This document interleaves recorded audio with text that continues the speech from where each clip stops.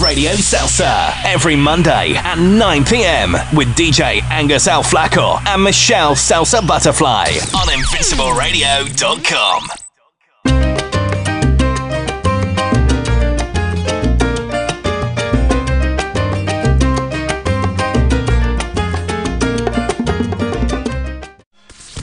Radio Salsa on InvincibleRadio.com.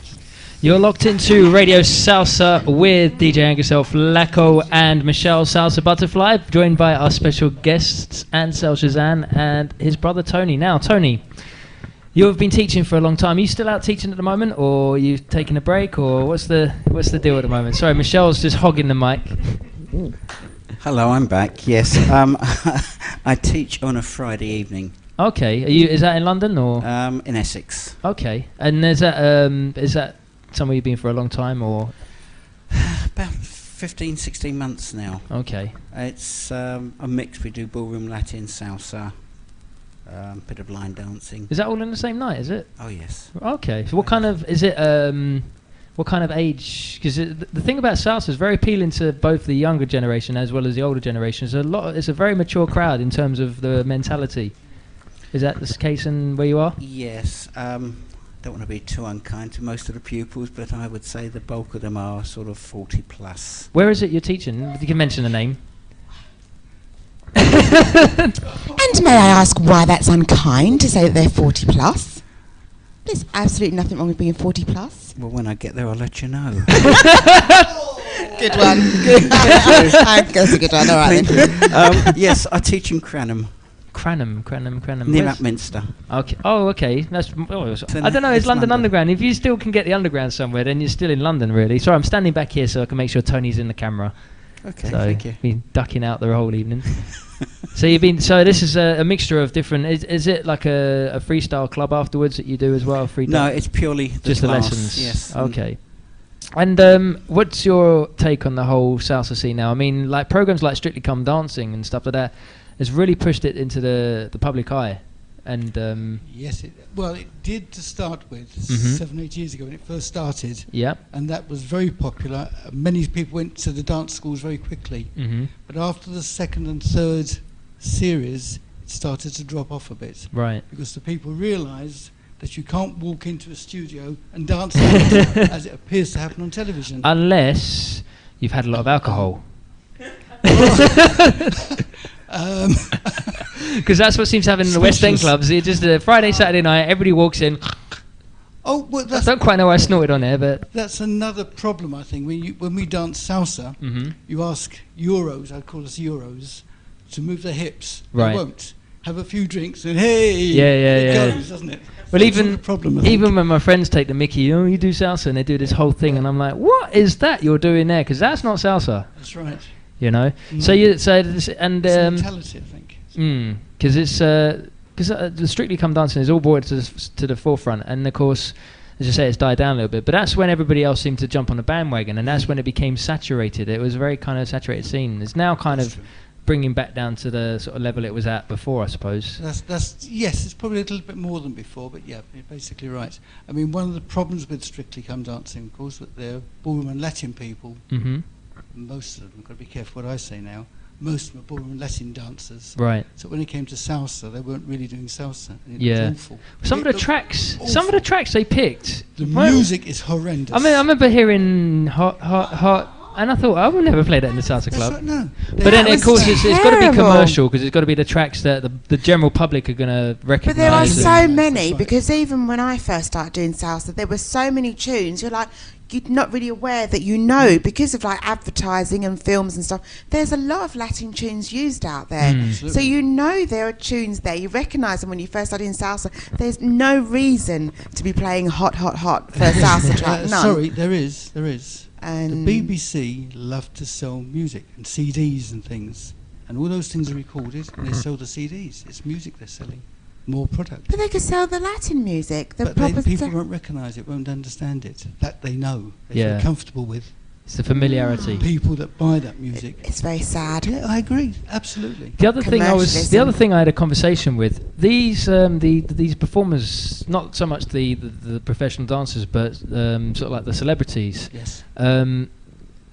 how true is it, the argument being that learning to dance with just that one person, how easy would it be for them to go to somewhere like a normal salsa club and go and dance freestyle with a complete stranger? Not easy at all. Because they're just used to that one lead. They know what's coming. They whereas don't know about leading. They don't understand that. They're just pulled and pushed around. Cool. Because that's always what I thought in the back of my head. Somebody mentioned it to me a couple of years ago, and I thought, I wonder how much truth there is in that. So they would struggle then. They would definitely struggle, no question. Yeah. Because then, being fair and kind to I'm trying to be fair to everybody. They're given a set amount of time. They start about 6 weeks before it goes on television anyway. Yeah. A lot of hard work every day of the week, 10 hours a day, whatever. But they're shown routines and like really shown how to dance. Right. And that's one of the problems. And a lot of dances, they've got to memorize it all. It's very difficult for a non-dancer. And of course, did it in that 6 weeks? Do they learn every style that they do? The basic steps, or just there's some of them. So they really are under pressure some weeks when they do one week in. Oh my God! Sometimes you've got 2 dances to learn in a week. God. Or show dance as well. Very difficult. Yeah. I suppose the money must be worth it. We're going to go a bit of merengue now. This is forgotten the name of the group. It's No Me Digas Que No. I'm sure that's the one I picked. Ay, no me digas que no. It's time for the 1 to 100 competition. Correctly guess the number between 1 and 100 that's contained in the envelope, and you win. To enter, call 07946 183377 now. You're locked into Radio Salsa. It's round 2 of the 1 to 100 competition, and the prizes up for grabs include the Sonora Carousela's Heavy Salsa CD, the Los Mejores de la Salsa 2009 CD, a £10 iTunes gift voucher, Mark Anthony and Jennifer Lopez's film El Cantante, and this week's additional prize, which has been kindly donated by Ansell, is Find the Rhythm, which is a book all about salsa rhythms, which has been written by Alex Wilson, who will be featuring one of his tracks later on. And whether you're a beginner or an advanced dancer, that book will certainly point out a few hints and tips for your dancing. Right, so let's see who calls in. Our first call is coming in right now. I was quick this time. Let's find out who's on the air. Good evening, you're live on Invincible Radio. Please turn down your radio so you don't get too much feedback. Who's that? I can hear my mother's laughter already. How are you? Who's that? It's Veronica. Oh, good evening, Veronica. Where are you calling from, Veronica? Archway. Good evening, Veronica. Good evening, Mother. Good evening, Michelle and your guest. Just put a mic down. Hi there, Michelle. Hi, Veronica. She's listening. Oh, she's turned the computer down this time. Okay, Veronica, we've got 2 guesses on the competition tonight. What's your first guess in the envelope? What's the number? 11.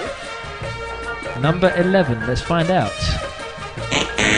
It's not. What's your second guess, Veronica? 88. The way she laughs. 88. Is it 88? It's not 88. Never mind, what a shame. Thank you for your call, though, Veronica. Enjoy. And you can try calling. You can try calling back straight away, because if nobody else is trying, then you might as well have another guess.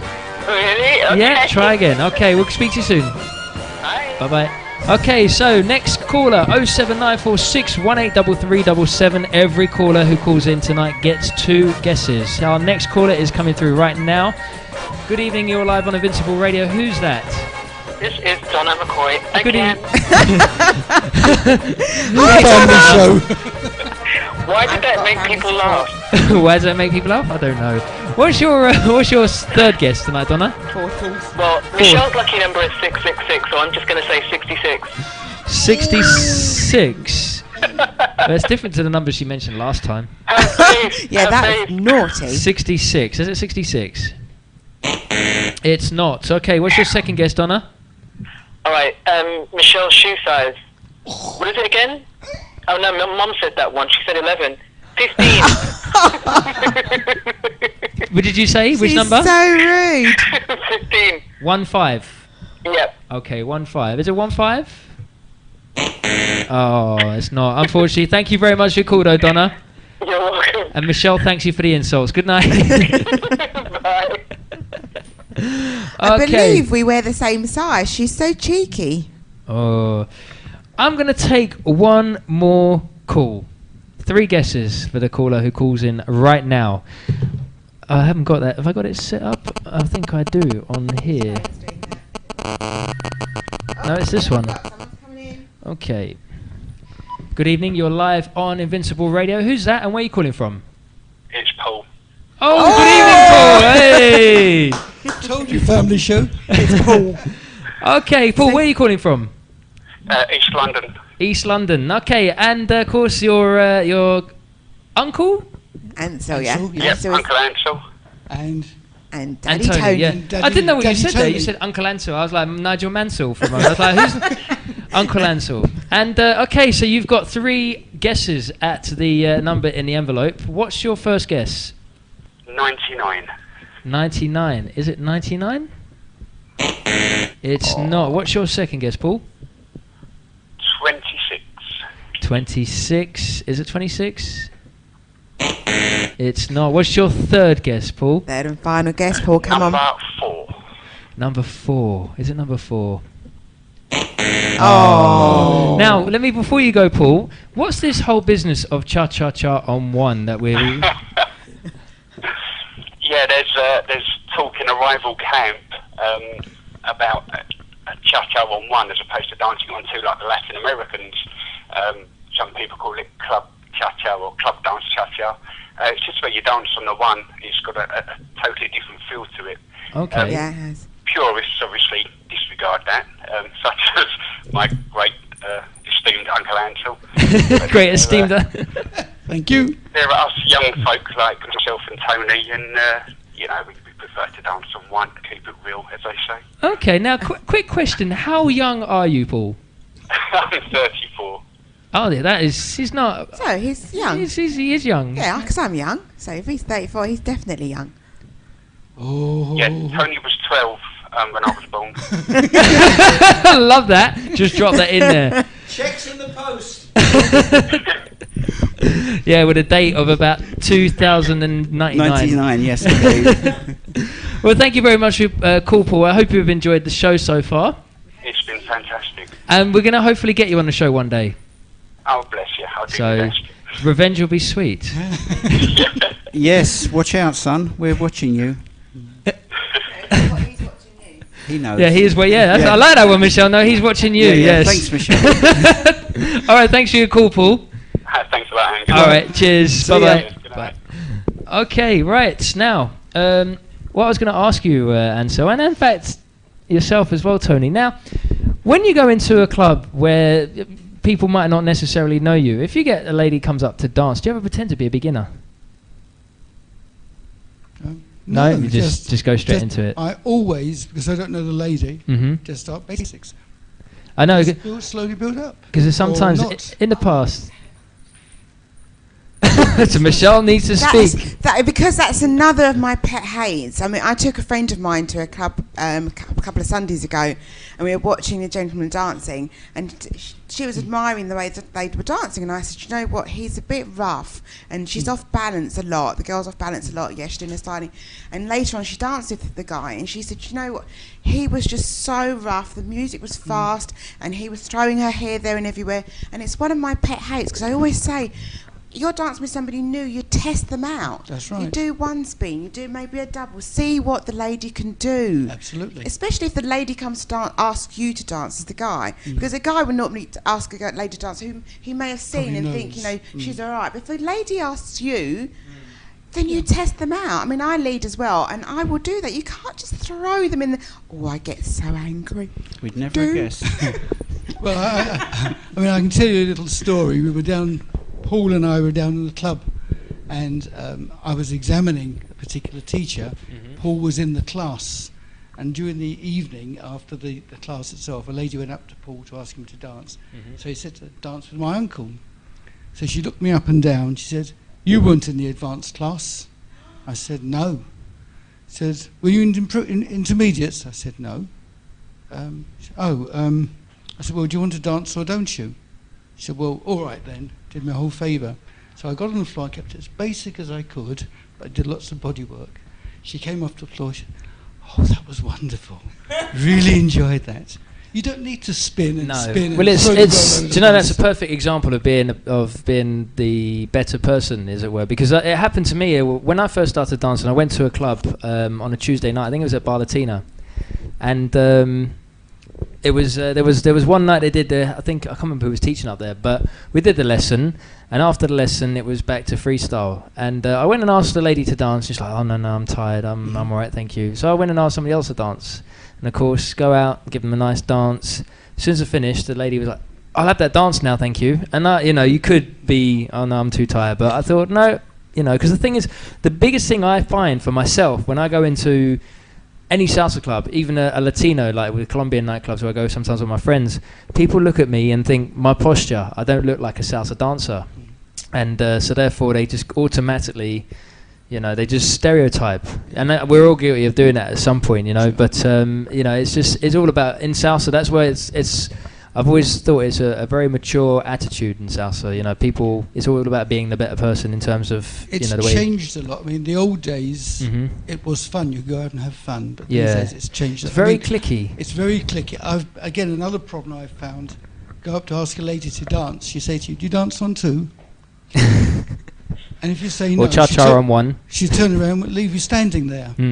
I think that's wrong. She should just say yes or say thank you or no, and join whatever I'm leading. Full stop.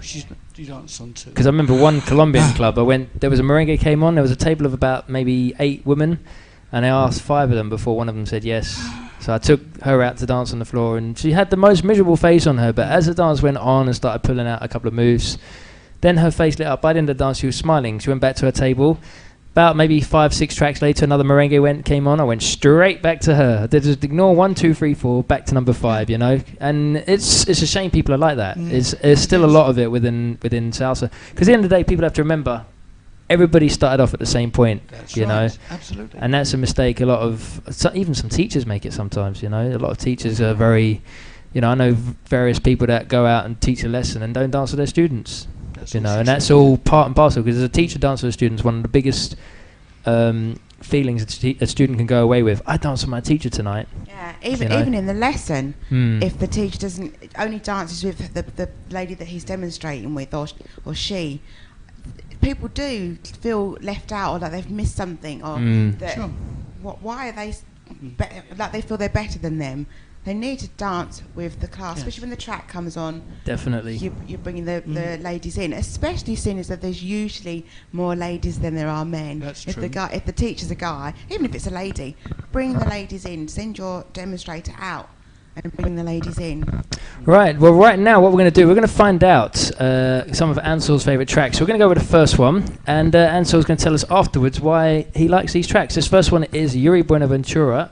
Actually, did I put the CD in? I don't think I've even put the CD in. Did I put the CD in? I shan't sing. No, I didn't. I put it down there. No, I didn't. What have I done with the CD?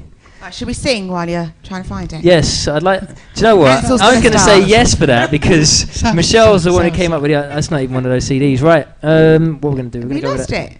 I don't know what I did with it. I had it just a second ago. Oh, it's there. I put it somewhere safe. So safe, I couldn't find it. Right. This first one is by Yuri Buenaventura. It is called Salsa.